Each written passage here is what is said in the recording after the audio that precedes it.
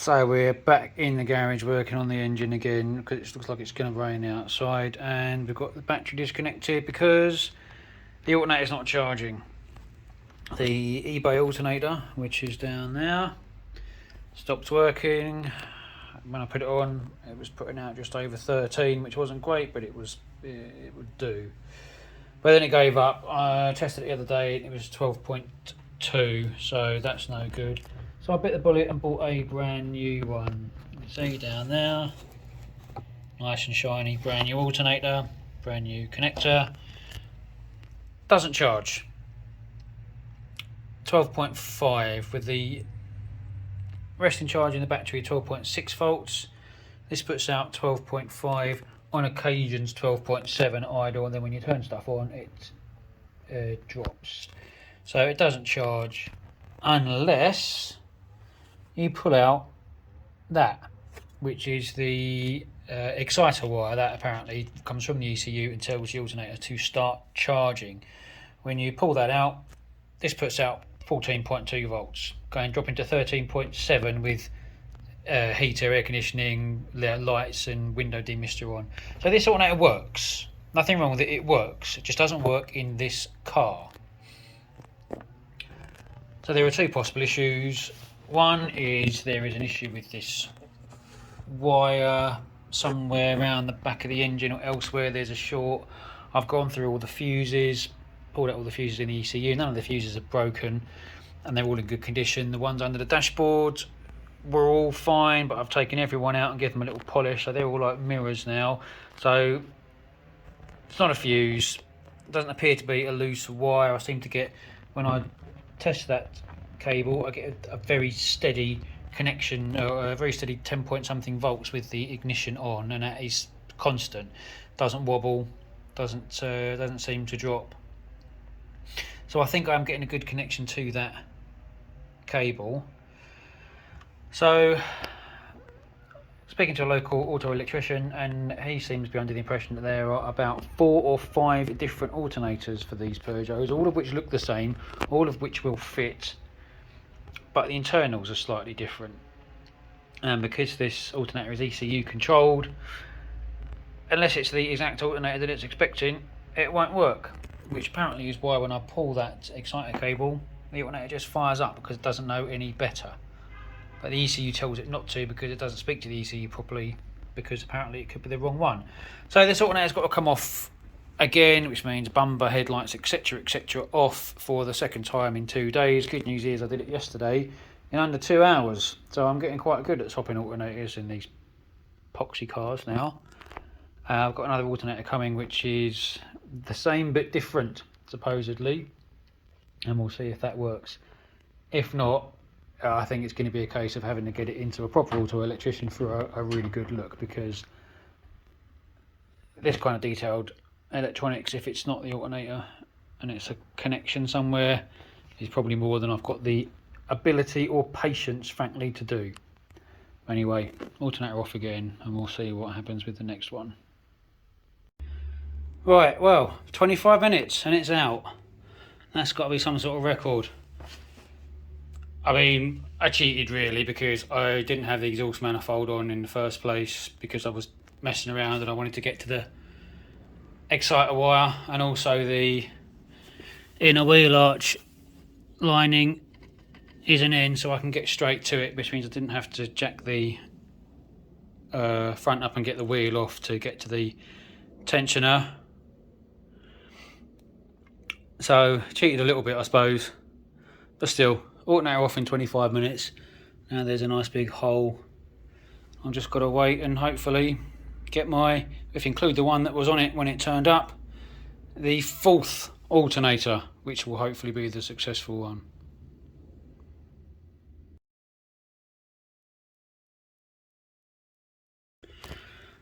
Right, alter number 4 is now in place. Just got to bolt it up and do the belt and everything.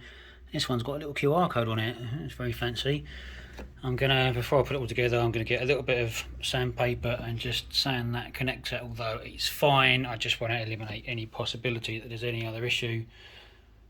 So I'll give that a little sand, stick it back on, bolt it in, and then hook the belt around it and see what happens with this one.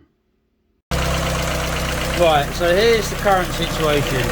Brand new alternator in there, you can see it with QR code there, that's nice and new. Belt turning. On DC volts, 12.8. So that alternator really is doing nothing. Very strange. So the alternator's not working, you think? Well, if we pull this little wire, this little cable here, which is the exciter wire, which supposedly sends a signal from the ECU to the alternator, if we pull that out, there's that little single pin connector in there, that there, so that's it out, that's it there, take that out. Now 14.1, so that alternator works fine. It just doesn't work when the exciter wire is plugged in. If you take the exciter wire out, there's no battery warning light on the dash, no fault codes, although apparently we'll eventually throw up a fault code when you leave this wire out. And it's also supposed to kick the fan in, but so far it hasn't. Now if we plug this back in,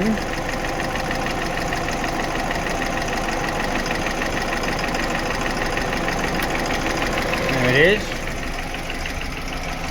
and we check now.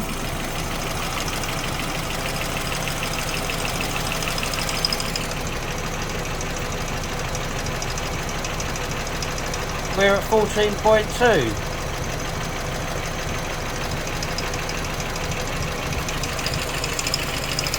So it's doing everything that it's supposed to be doing. But if we turn the engine off,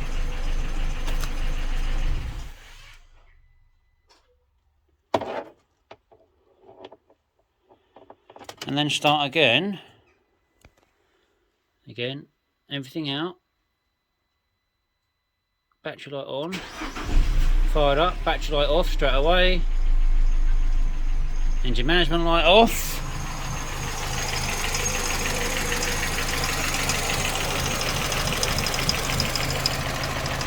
.8. Odd. So if we turn the engine off and we take this wire out,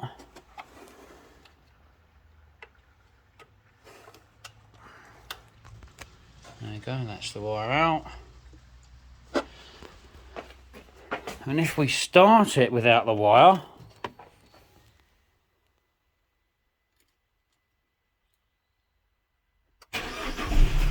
which it does fine, engine management light out,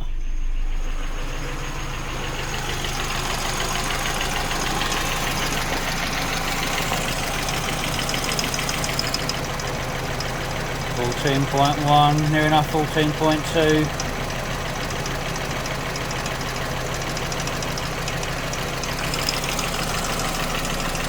So that is very, very odd. I'm going to try and test the signal coming out of this wire with the engine running, but I need both hands to do this. So yeah, this is a mystery. This alternator works fine until you plug in the exciter wire. Well, actually, it will work fine now. It needs to start without it.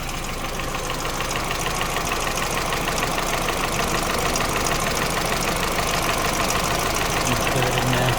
Ow. Manifold's getting hot now.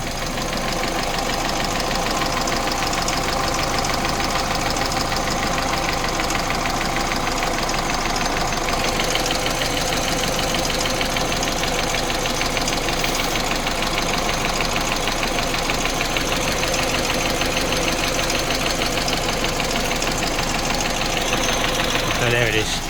Alright, So it needs to start. Yeah, 14.2. It's odd, that's what it is. Right, let me check the signal from it.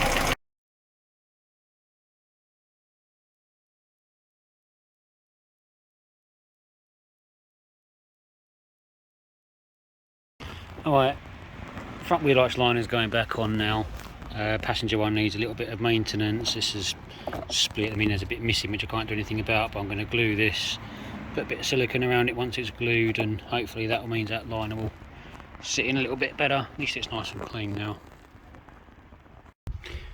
Right, nice clean inner wheel arch, nice clean-ish liner, new link rod there, that was clunking a little bit. No oil anywhere there, that's been nice and cleaned. There's a tiny little leak coming from the washer bottle still, but that only seems to be happening when I'm activating it. Otherwise, I mean, that water's been sat in there for probably 3 or 4 weeks now, and it's pretty much at the right level, same level as it was, so I'm going to live with that. A little bit of seepage when the motor's activating, I can live with. So yes, ready for the wheel arch liner. That in there has been cleaned up. No, not too much, no leaf dirt in there or anything now, so yeah, it's good to go on finally.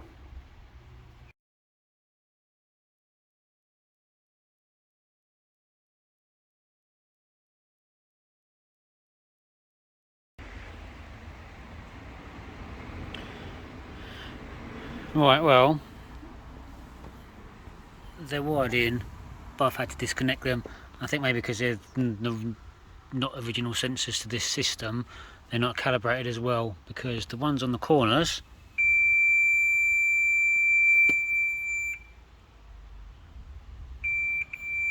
work quite well. And get on the other corner,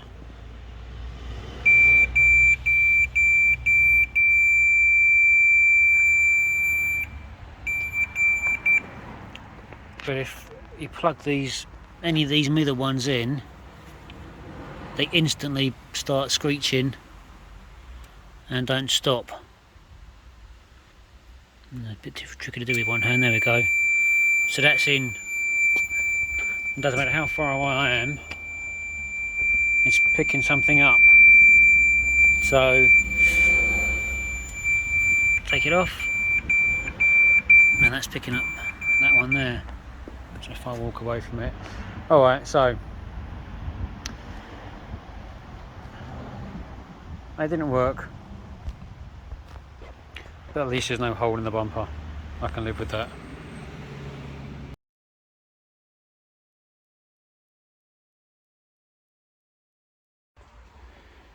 Right, after owning it since May, it's now going to be September in 2 days' time. It's finally getting an actual wash. I'm not going to go mad. Just going to get all the gunk off of the main bits and put it back in the garage. Just wanted it to be in a reasonable standard for when it goes for its MOT. Hopefully, now that the wheels are off and brakes are done and alternator's replaced again, hopefully MOT in the next week or two. That'd be nice. And see what happens. Oh, I'm trying to get some of this ingrained mankiness out from the windshield, and door shuts and everybody can see how bad that is just as soon as I start. The sludge that's in there is horrific.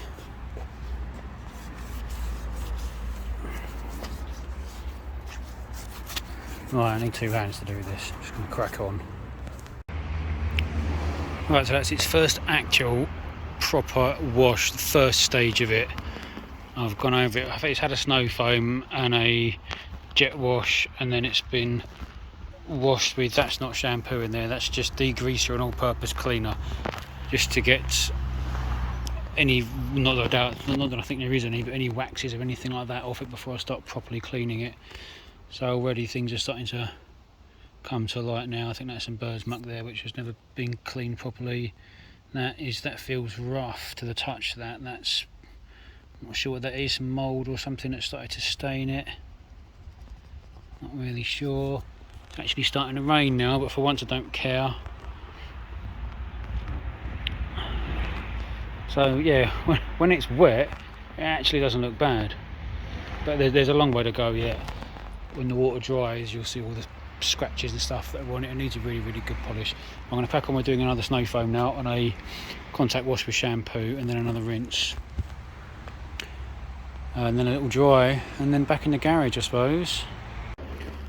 Right, stage 2 now. Really nice thick snow foam. That's it, and pull that as much as possible. Again, I need 2 hands. I think it's safe to say that's pretty well covered. And it's staying on quite well as well. I mean, I did lay it on pretty steep. Now that is it's really good quality snow foam. That's really nice and thick. That's Autoglim Polar something. But that's, yeah, quite impressed with that. That's properly staying on now. Right, give it a couple of minutes and then get it off, I suppose. Well, I can already tell that this is going to need a mother of all clay wiring sessions. Even through the mitt, I can feel it catching and getting hooked up. I don't know if you can hear it. No, you can't hear it, but you can definitely feel it. I think even when this is clean, it's still going to look pretty grim until it gets clayed and then a really good heavy cut. I don't think this is going to, well, it'll look better, but definitely not amazing. Not until it's clay barred and then a really good cut with some compound and a pad, and then a nice polish up. Right, let's get on with it.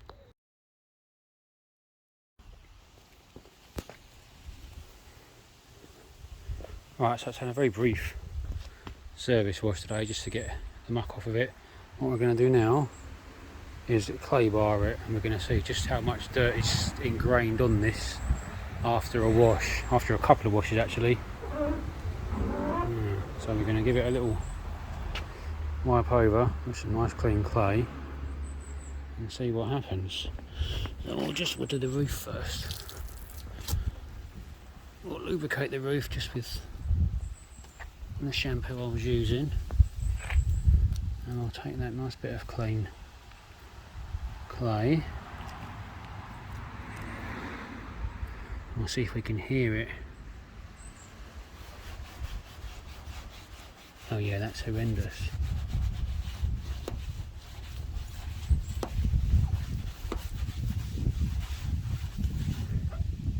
There we go, look at that. That's just been washed. That's outrageous. On about 6 square inches. I'll turn it over. And we'll do this side, clean side now. Further up.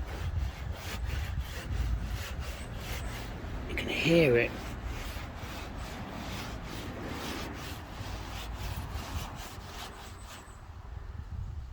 Unbelievable. Well, I'm going to get through some clay doing this. Need a bigger bit. Well, we're getting through it. See where all the streaks are backwards and forwards is where I've clayed. You can see underneath the streaking there's scratches there, which some of which aren't going to come out just with a polish. Some of these are very deep. If they don't disappear when you wet them, chances are they won't come out with a polish. So now on the boot lid, which is in really poor condition if you look at it from the right angle, again lots of scratches that aren't going to come out just with a polish. But we'll clay it and see what I get. I folded the clay over so it's nice and fresh, and I'll lubricate it. No more sitting on this will drag anyway because of the scratches. But we'll see what I get. See if we can hear it.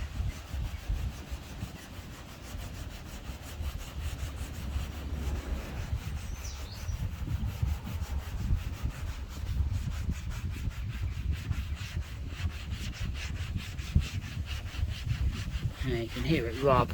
This is going to be filthy when I pick this up.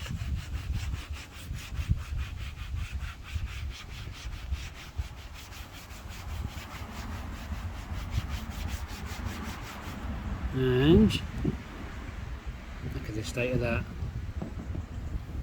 Then we'll flatten out the other side, and we'll do this bit.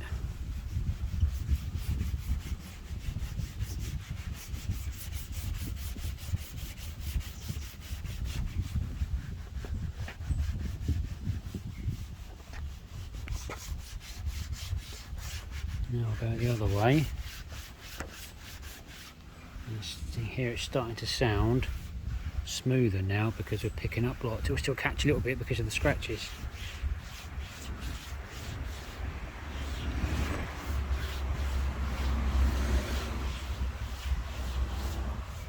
And the other side, filthy. So just because the car looks clean doesn't mean it is. Right, so that's been gone over a couple of times now. And I've folded that over again, and now if we do it again,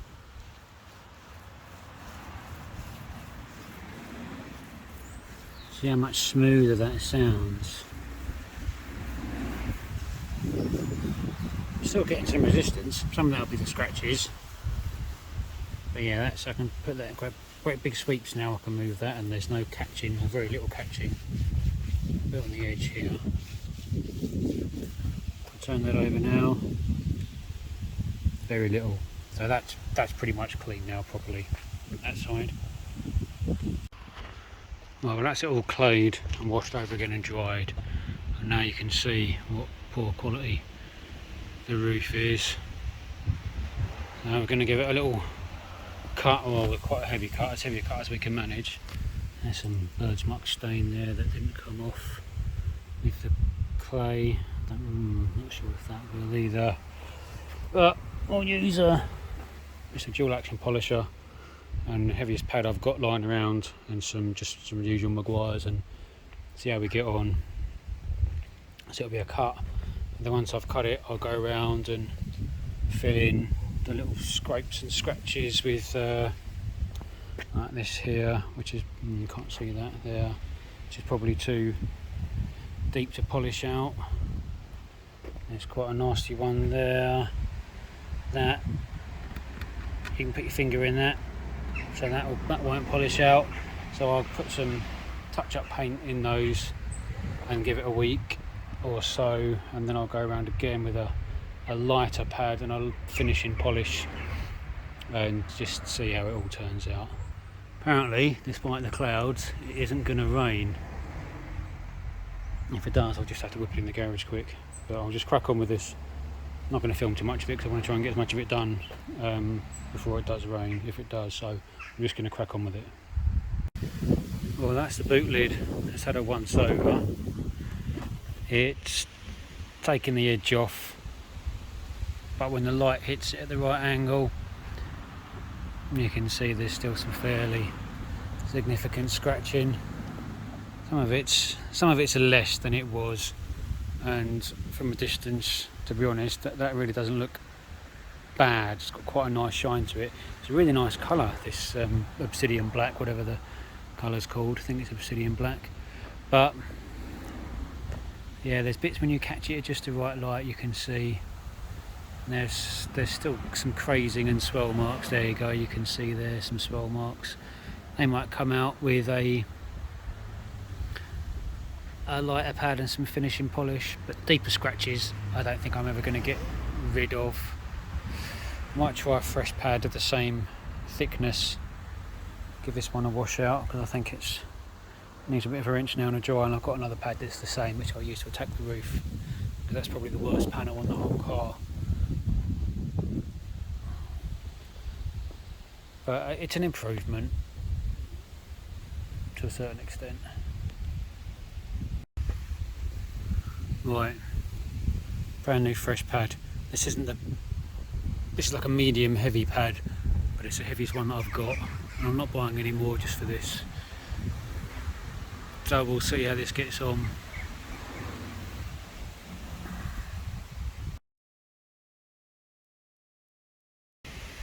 Well, that's a couple of passes with that fresh pad, and that's definitely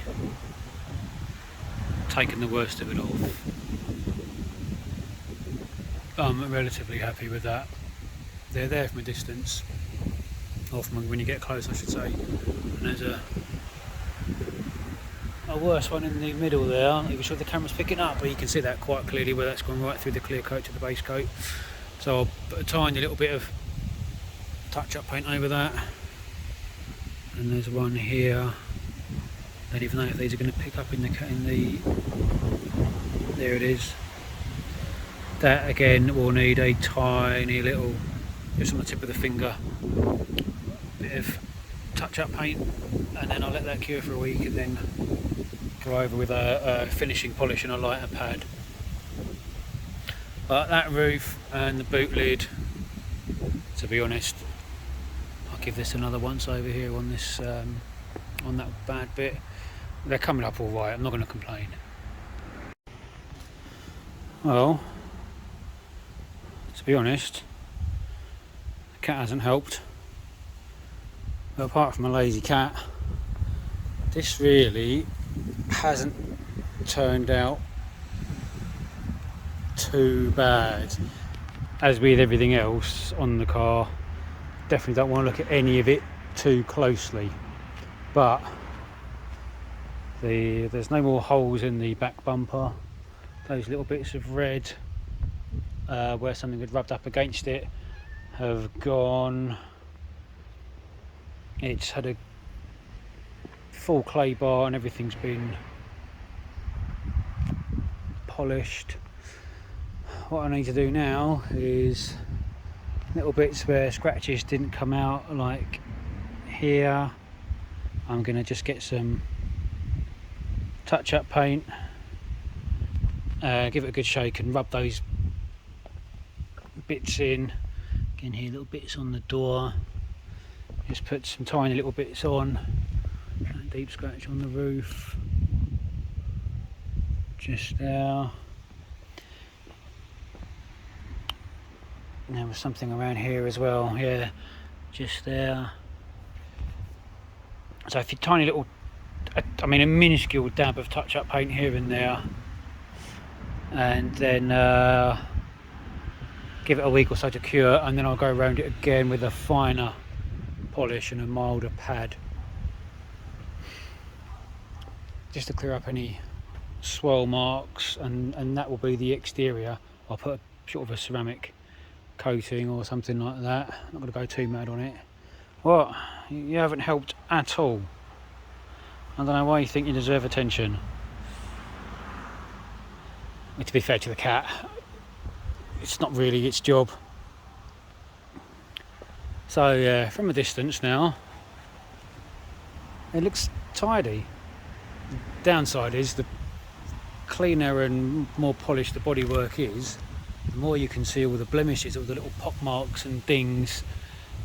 It will never be anything other than a car that's had a very hard life up until now, and it's going to look like it. It'll be a clean and relatively tidy one now. So yeah, it's turned out not too bad. I've got to do the inside again. That's going to need another clean. Reflection in the windshield, in the window, for the first time ever. Yeah, not looking bad really, all things considered.